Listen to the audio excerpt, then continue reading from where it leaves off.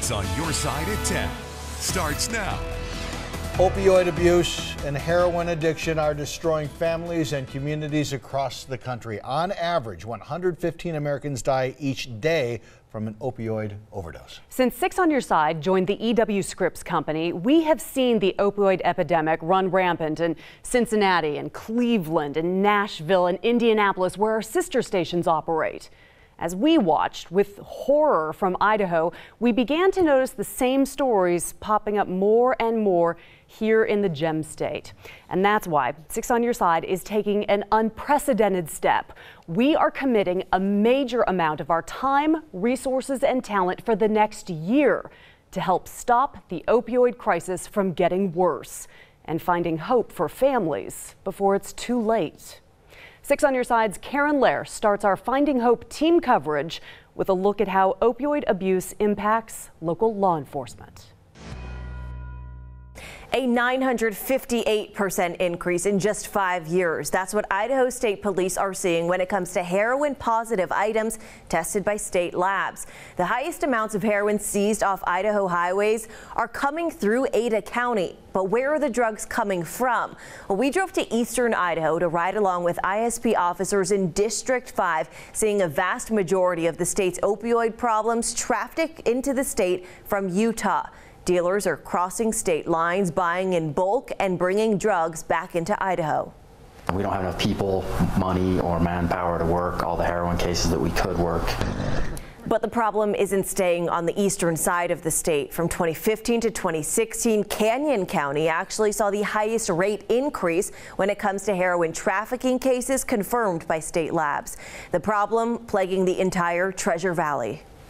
Out of my last 6 evaluations, 4 of those have come up with some sort of opiate in their system. But police say their opioid problems don't end with heroin. According to the CDC, for every 100 people in the Gem State, there are 86 painkiller prescriptions. People are obtaining these for illicit use, basically using it to get high and not in accordance to a prescription. Most of the times they're not even prescribed the medication. Many of the state's drug users are getting high and then taking the wheel. Law enforcement now forced to take more precautions, like how to save overdose victims while still enforcing laws. As we continue our research into this opioid abuse in this Finding Hope series, we're learning all of this is simply the beginning of a much bigger story. And that story affects real lives, our family members, our community, and even those yet to be born.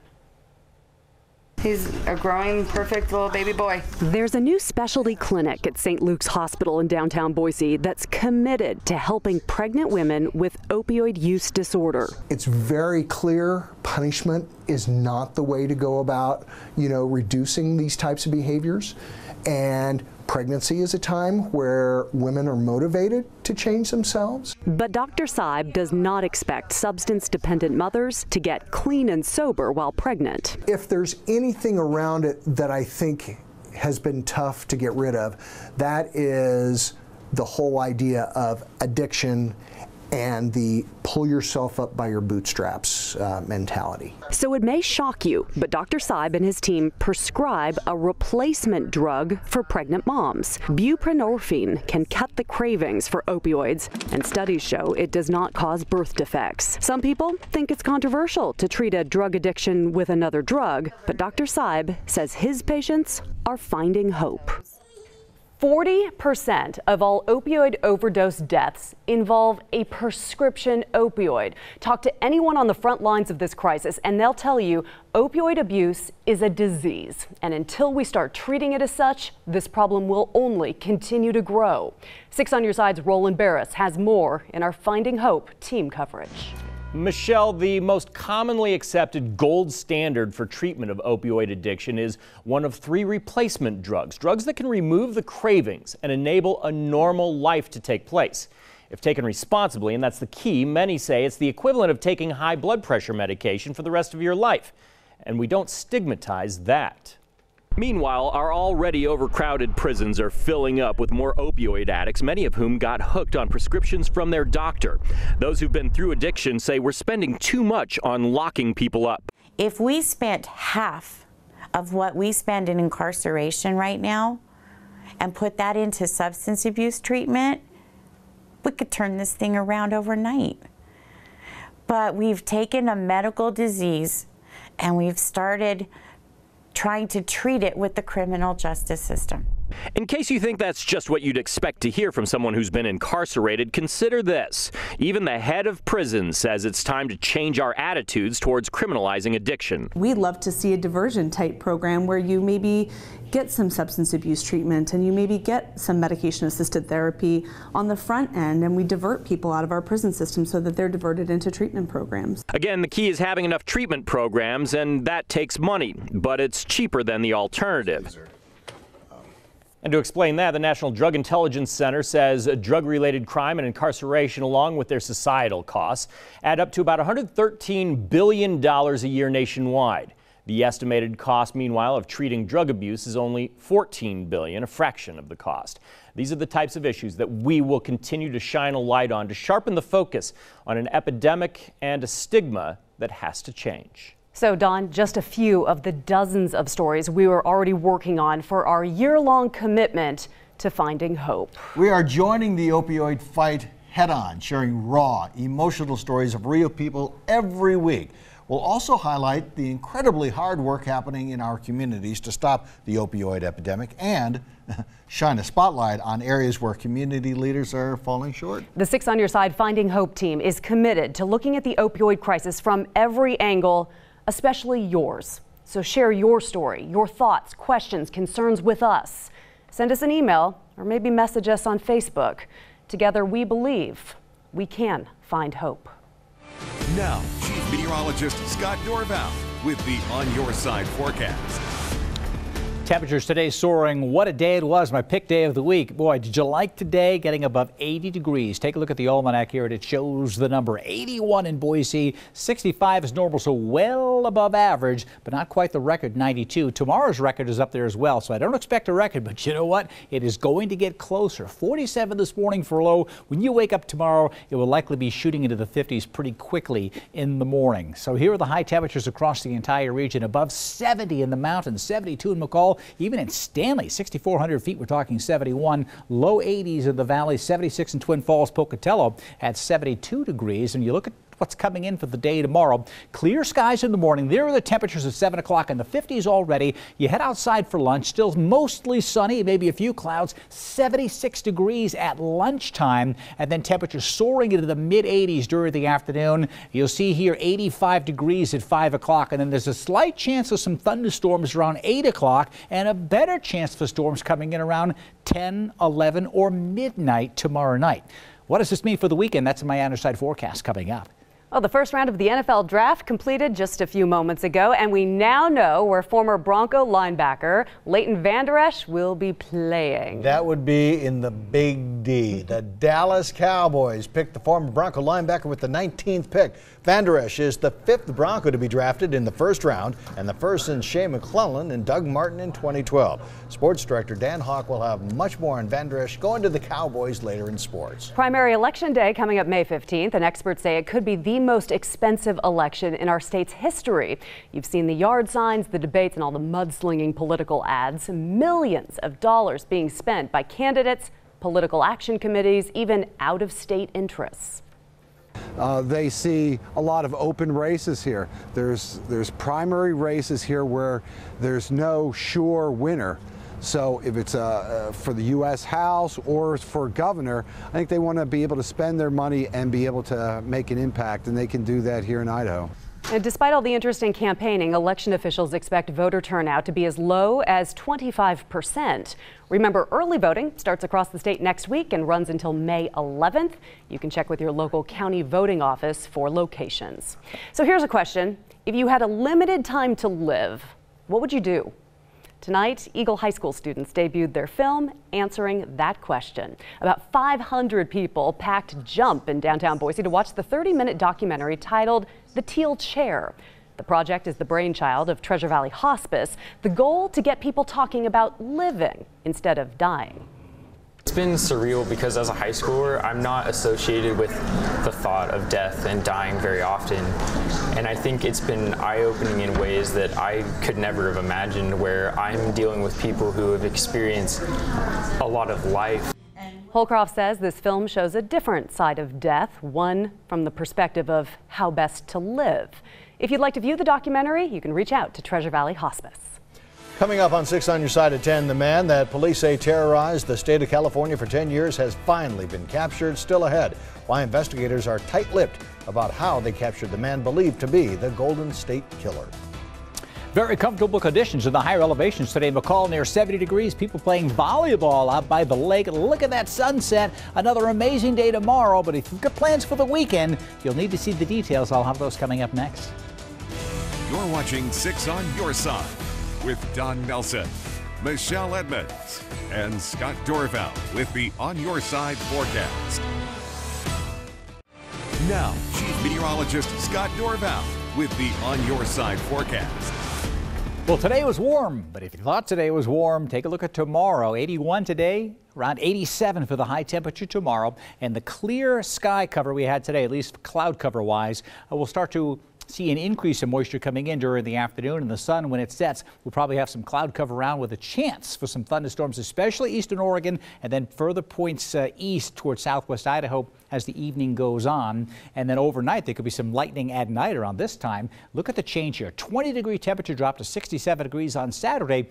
But my Saturday number's been creeping up here because I think we're going to have a little wedge of sunshine during the middle part of the day, where Saturday could be a pretty decent day. There's a slight chance of a sprinkle or shower in the morning, and it's cool, and you might think, uh-oh, but then it breaks into the sunshine, and then in the evening and at night, Saturday night and Sunday, this number may go up here. There's a better chance of getting showers coming in, and it could linger right into Monday. It's going to be cool all the way through Monday, and then once that clears, some amazing weather will come back in with beautiful blue skies and temperatures in the 70s. So 60s to the east today, but you go to the west, that's where the warmth is. Now, cool right along the coast as the wind is beginning to shift inland. It's pushing that marine layer inland, that cooler weather, but the warm temperatures, the core of it right here, will be over southwest Idaho during the day tomorrow. In fact, more towards the Magic Valley.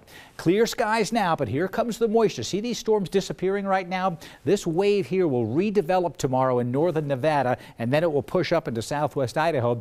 And so if you're watching for storms tomorrow, look almost to the due south, maybe just west of due south. If you're in Boise, for instance, looking down towards the depot or just to the right of that, that's where you see storms coming from the Owyhee Mountains in that general location. Big ridge of high pressure been blocking the storms. That'll slide to the east, allowing, again, the cooler weather to come in from the west. This storm system right here could go right across central Idaho, and that means that's cooler weather. All the core of the cold weather is right in the middle of this. So hotter tomorrow.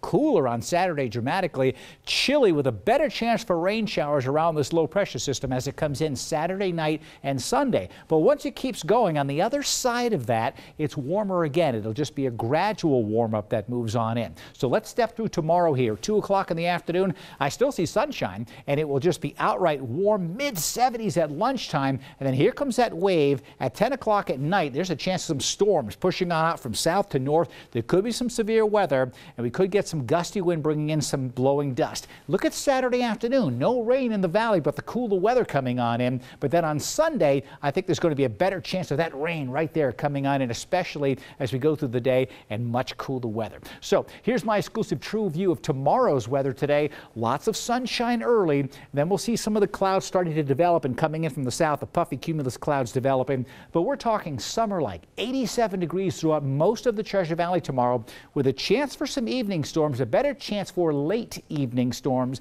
and a better chance in eastern Oregon.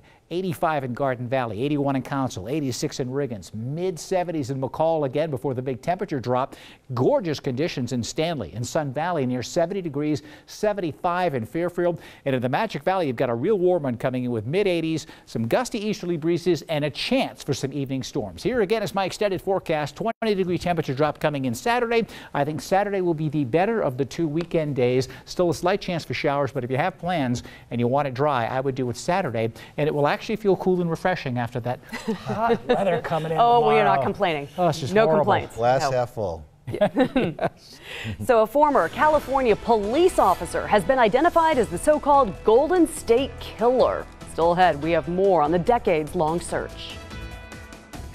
6 on Your Side at 10 continues now. Comedian Bill Cosby, guilty on all charges. And now faces possibly the rest of his life in prison after an emotionally charged case that portrayed Cosby as both the serial rapist and victim of the outrage generated by the Me Too movement. The jury of 7 men and 5 women came to a unanimous decision. The 80-year-old comedian was found guilty on all 3 counts of aggravated indecent assault related to drugging and sexually assaulting a woman at his Pennsylvania home in 2004. Today, some of those accusers who testified say they feel like the system is backing them up at last. We are vindicated, we are validated. This jury has shown that what the Me Too movement has saying is that women are worthy of being believed. One big difference in this trial, jurors were allowed to hear from 5 additional accusers, the prosecution claiming they showed a predatory pattern. When the verdict was read in court, many of the accusers burst into tears of joy, but Cosby himself lashed out and cursed at the district attorney. After a more than 40-year search, the sheriff's office in Sacramento announcing they have arrested the person they believe to be the Golden State Killer. The suspect? 72-year-old Joseph James D'Angelo, a former police officer. He was living in suburban Sacramento. Authorities pointing to great detective work and new forensic technology for keys to solving the case. Sheriff's deputies say more details will be made public when the case goes to trial. Dan Hawking with sports. Riggins, Dallas. Slight difference in population. He's not the first person to go to Dallas from Boise State. Future Bronco, or former Bronco, now future Cowboy. I'll have all the latest coming up in sport. Now, the 6 on Your Side Allergy Report, brought to you by Boise Valley Asthma and Allergy Clinic. It has been a rough start to the pollen season here. Taking a look at the allergy report, well off the scale, above 800 yesterday and not much improvement today, down to 680 in the way into the extreme category. All tree pollen right now, so keep that in mind. It's probably not going to drop until maybe we get some rain, possibly Saturday night and Sunday. So I would expect this to stay well into the extreme category for Friday into Saturday. We'll hope for some help on Sunday, but I'll keep you updated with another report coming up for tomorrow. Now, 6 on Your Side Sports with Dan Hawk. With the 19th pick in the 2018 NFL Draft, the Dallas Cowboys select Leighton Vander Esch, linebacker, Boise State. And there you have it. From NFL Commissioner Roger Goodell, former Boise State linebacker Leighton Vander Esch is going to be a Dallas Cowboy. Vander Esch is the 5th Bronco to be drafted in the 1st round, and the first since Shea McClellan and Doug Martin, the muscle hamster, in 2012. With Vander Esch's selection, Boise State has now had an early entrant tab in each of the past 5 drafts. The Riggins, Idaho native, became the first Bronco to be named the Mountain West Defensive Player of the Year. Boise State has also had a player drafted in the 3rd round or higher in 11 of the last 14 NFL drafts. From day one, I always wanted to play here. This is where my agent's from. Dallas has got some Boise State background to him. I'm just so happy. I'm just so happy to get a chance to come play here now. Do you understand what the expectation is from these kids watching you right now of putting on that Dallas Cowboys star? Yeah, I mean, there's a lot to live up to, and I'm going to do just that and more. I mean, like I said, we got Super Bowls to win. Hopefully they will. History was made last night at CenturyLink Arena. In the 30-year history of the ECHL, only one team previously won a playoff series after falling into a 3-0 hole, the 2010 Cincinnati Cyclones. The Steelheads were just the 4th team to even force a Game 7 in that situation, and they went on to win against the Allen Americans last night 4-1 to take the series. Adversity is the definition of this Steelheads team in the 1st round of the ECHL playoffs, having their backs against the wall multiple times and even making some history along the way. You know, Neil did a phenomenal job kind of refocusing and recentering our focus onto the task at hand, and that was just one game at a time, one period at a time. And, you know, to win a series, you have to win 4 games. So either way, we needed 4, and we did it the hard way, but it's a pretty good feeling to do it. The win improved Idaho to 4-1 in the ECHL era. in winner-take-all playoff games and earned their first victory in a Game 7. Head coach Neil Graham says the strategy that he put forth for his team prior to the playoffs played to perfection. Our message was we really had to get back to thinking small picture and start winning periods at a time. We did that. We adjusted a few things. Guys believed from day one, even down to 3-0.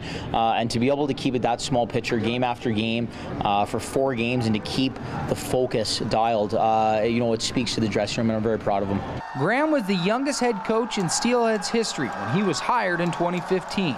He accomplished something that hasn't been done before in his 3 seasons at the helm: win a playoff series as a head coach.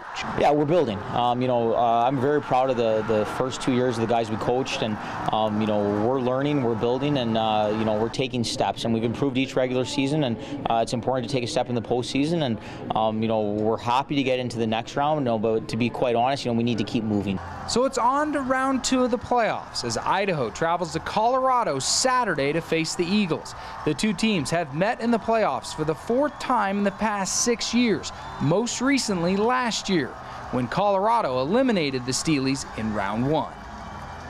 Switching to tennis, the Boise State women's tennis team advanced to the quarterfinals of the Mountain West Championship. The win gave the Broncos their first Mountain West Championship win in program history against Colorado State. The Broncos will face San Jose State in the quarterfinals tomorrow evening at 6 p.m.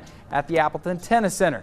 And the men saw their season come to an end against Utah State 4-2 in the Mountain West quarterfinals at San Diego. Today, Boise State took the early momentum, winning the doubles point 2-0 with wins at number 2 and 1 positions. Broncos finished the season at 9-19 overall. All I want to know is what's Leighton going to buy his mama? True. Right? Diamond necklace, maybe? Who knows? Brand new car. There you go. Anything she wants. There you go.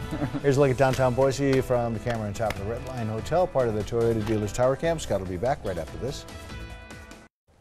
I've had a lot of questions about Saturday, so here's my extended forecast for Saturday. Not tomorrow, but 2 days. So Saturday morning, 52, maybe a shower. Notice that about 8 o'clock in the morning there. And then sunshine mixed with clouds, so sunny to partly cloudy.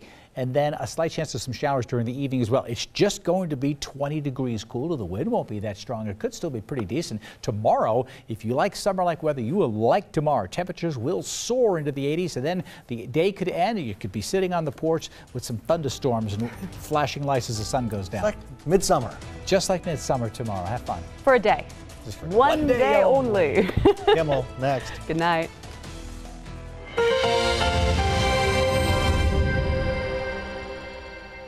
The extended forecast has been brought to you by Steve's Hometown Toyota.